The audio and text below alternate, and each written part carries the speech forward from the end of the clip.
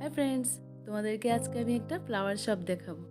এত সুন্দর flower shop. এখানে যে কোনো রুমের জন্য ফ্লাওয়ার, কোনো মন্দিরের জন্য, টেবিলের জন্য, মানে যত রকমের ফ্লাওয়ার আছে সব কিছু এখানে আছে।